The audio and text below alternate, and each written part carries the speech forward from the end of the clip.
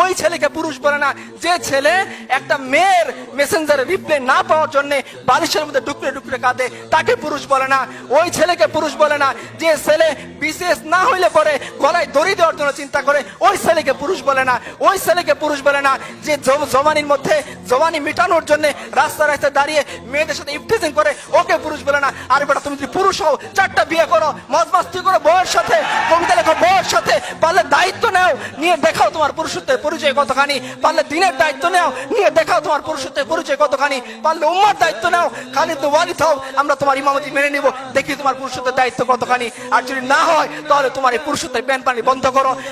ইতিহাস তোমাকে মনে রাখবে না, ইতিহাস মনে রাখবে খালিদ ওয়ালিদকে, ইতিহাস মনে রাখবে জাফর ইবনে আবু তালিবকে, ইতিহাস মনে রাখবে আবু বকর উমরকে, যে উমর পারস্যের সামনে দাঁড়িয়ে চোখে চোখ রেখে কথা বলেছিলেন। ইতিহাস মনে রাখবে রিবি ইবনে আমরকে, যিনি রুস্তমের সামনে দাঁড়িয়ে বলেছিলেন রাসূলুল্লাহ সাল্লাল্লাহু আলাইহি সাল্লাম 3টা অপশন আমাদের সামনে দিয়েছেন, হয় ইসলাম কবুল করো, শান্তিতে থাকবা, রুস্তম বলতে পারবো না, তাহলে অপশন 2 তুমি আমাদেরকে জিজিয়া দিবা, আমাদের অধীন হয়ে যাবা। রুস্তম বলতে পারবো না, তো অপশন নাম্বার 3 তলোয়ার সমাধান করবে তোমার আমার মধ্যে, হয় তুমি জীবিত থাকবা না আমি জীবিত থাকবো।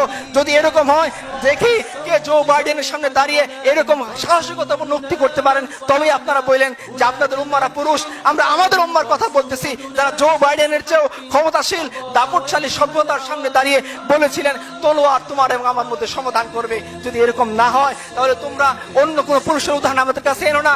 আমাদের কাছে হসিমিন পুরুষ না, অমুক তমুক পুরুষ না, আমাদের কাছে পুরুষ হচ্ছেন রাসূলুল্লাহ সাল্লাল্লাহু আলাইহি ওয়াসাল্লাম, আমাদের কাছে পুরুষ হচ্ছেন তার চাচাতো ভাই জাফর ইবনে আবি তালিব, আমাদের কাছে পুরুষ হচ্ছেন আব্দুল্লাহ ইবনে ওমর, আমাদের কাছে পুরুষ হচ্ছেন যায়েদ ইবনে দাসিনা রাদিয়াল্লাহু আনহুম, যারা মৃত্যুর মুখে হাসতে হাসতে নিজের জীবনকে দিয়ে যেতে পারেন শুধুমাত্র এক আল্লাহর জন্য, উম্মতের জন্য, দ্বীনের জন্য, এবং যারা নারীদের দায়িত্ব নিতে পারেন, যারা সমাজের দায়িত্ব নিতে পারেন, যারা অর্ধ পৃথিবীর বাদশা হয়ে ভিখারির মতো ফকিরের মতো জীবন যাপন করতে পারেন, আমরা এদেরকে পুরুষ মনে করি। আমরা তোমাদের আনা উদাহরণকে কখনোই পুরুষ মনে করি না।